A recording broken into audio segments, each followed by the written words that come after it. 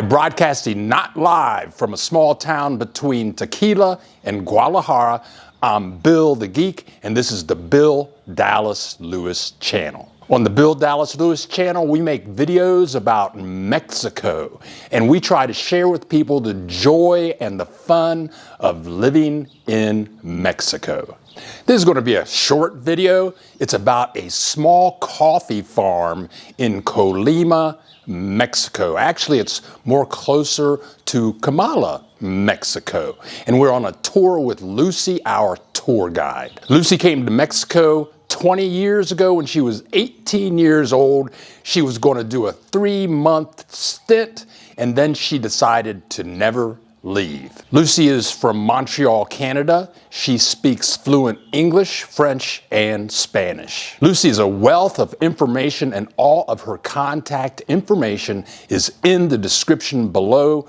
This is a part of a 2-day tour, and this is just a part of day 2 of that tour. This video is all about Mexico coffee. Did you know that Mexico was the 9th producer of coffee in the world? Brazil is number 1. Now, we're taking a tour in Colima, which is in southern Mexico, not real southern, but southern central Mexico. And Colima is a state and it's a city.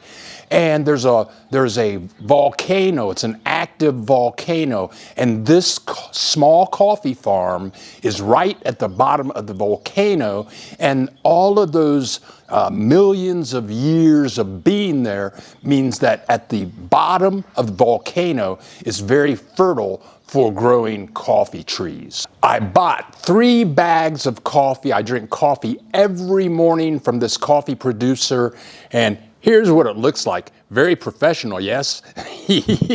But this is some kick butt coffee.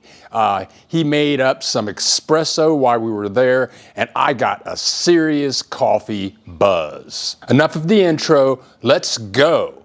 Lucie's gonna take us to the coffee farm and tell us how they make the coffee, how they serve the coffee, and it's pretty interesting.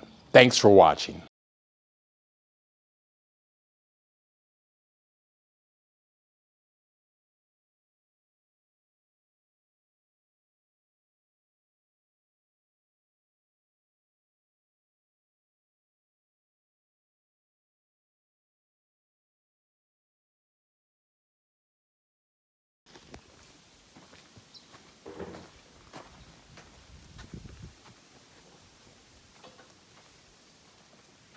And people come here. Yes. Yeah, Huh. people come here.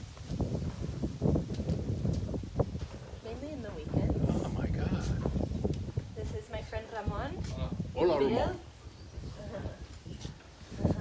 Que bueno. Sí. Welcome to Café La Hierba Buena. Okay. The best coffee in Colima. Ah, wow. Yes. This is actually one of my favorite places. Uh-huh. The flavor of the coffee is quite amazing. Uh-huh. It has a special punch to it, but it has a fruity kind of flavor. And what I love about the coffee is that it doesn't leave you jittery. You know, there's some coffees that I keep you like jittery. Yeah, you like jittery? I'm not into jittery. I like my coffee having a good, good punch, but not necessarily, the jitter effect at the end. But Ramon over here has been producing coffee since 1990. Mm-hmm. And he's a bit camera shy, so... Oh, I'm sorry. Lo siento, lo siento. Oh, and those are coffee beans. And those are coffee beans. Wow. Yes. Those are the coffee beans that have been left to dry. They will be there for between a week and 2 weeks. Uh-huh. And once they're finished being dried, they'll go through a depulping process. Uh-huh. And then they'll go into the roasting machine. And what's really the magic of it is that there are different subspecies of the Arabica coffee tree, and Ramon will mix and match the different beans, and after that we'll toast them, a mild kind of roast. Okay. And then voila. Voila. You care to taste a little bit of coffee? Yes. Yeah. All right. Oh. So So, Bill, here are the different options. Uh-huh. There's Americano, Espresso, Macchiato. ¿Por qué no expreso, sí? Yeah, ¿Es un posible? espresso. Sí. Un espresso, por Sí, favor. quiero. Oh. Americano, por favor. Viene a hacer un reportaje sobre Colima. Oh, qué bien. Sí. Y pues, ahí aquí andamos. ¿Puedo? Sí. ¿Hablas inglés? No, nada. Ok, qué bueno, qué bueno. Hablo español. Ah, perfecto. Todo bien. Cuidado. La cabeza. Ah. La cabeza.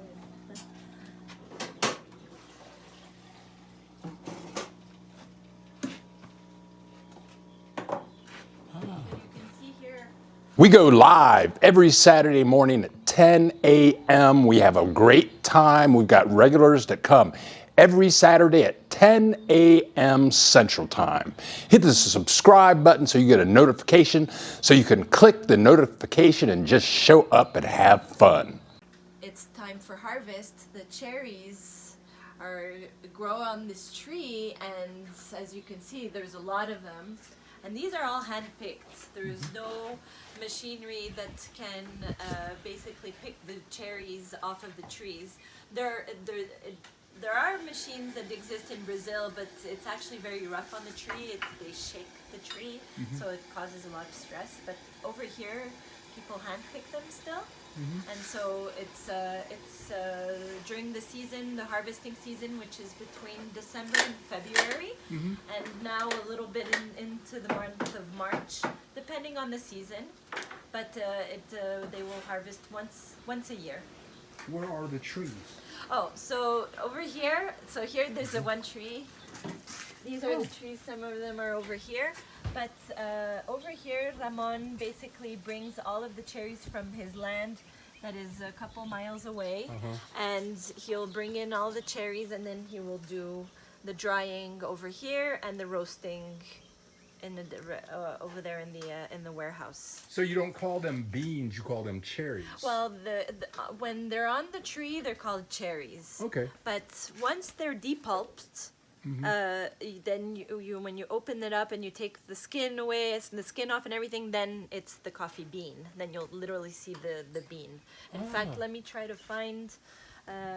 Let's try to find a cherry, but unfortunately now everything has already. I just saw one. Let's see. Okay, here you go. This is the cherry. And do you want to taste?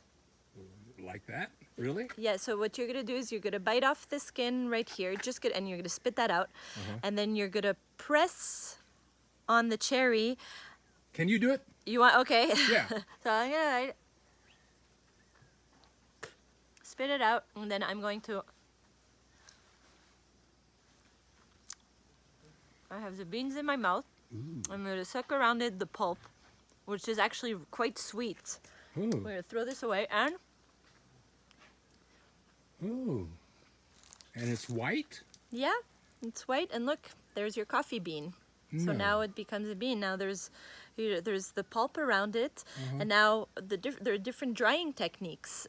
So one of the techniques is to dry the whole cherry under the sun, and the bean is going to absorb all of the sugars from the pulp, and that's going to give it its own flavor. Other times, some coffee producers will depulp the cherry, so they're going to take away all of the pulp and the skin, and they're going to leave it out to dry, like we saw over there on that on the ground. There's Ramon was drying some full beans without any of the skin. We'll show you right here. Yes. You see the beans there, The yellow ones? The yellow ones. So he's leaving them out to dry, but that's once they were depulped. All the other ones, so you have a fresh batch over there with all you see the red cherries, and the other ones. ¿Cuánto tiene secándose los 15 días? Yeah, 15 días, so 15 days. ¿Y estos los rojos los acabas de poner? Sí, ese tiene apenas hoy. Today he just laid those out.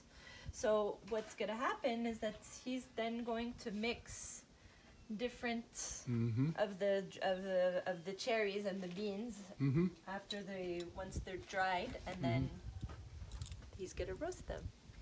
And now the roasting is the secret part. Please leave a comment. Tell us what you think. We'll get back with you in 24 to 48 hours. And if you like the video, click the like button and think about hitting the subscribe button. So this is typical bread from Komala. Yeah, and in Komala there are three typical things. There's the coffee, there's the bread, and there's what we call ponche, which is ponche is an alcoholic beverage. There you go. This is my number one coffee, my go-to coffee. Oh, really? Yeah, oh yeah. Oh, yeah? And I'm not just saying that because Ramon is here. It's really because I love the coffee. And so the sweet bread of Komala is something typical that people will drive in from far to buy sweet bread. And right around where you're staying, there's a famous bakery that we'll be visiting tomorrow. I'll show you. Okay. Cool. Thank you for joining us. Thank you, Lucie, for this great tour, and we hope you enjoyed the video. I'm Bill the Geek. This is the Bill Dallas Lewis channel, and we'll see you in the next video.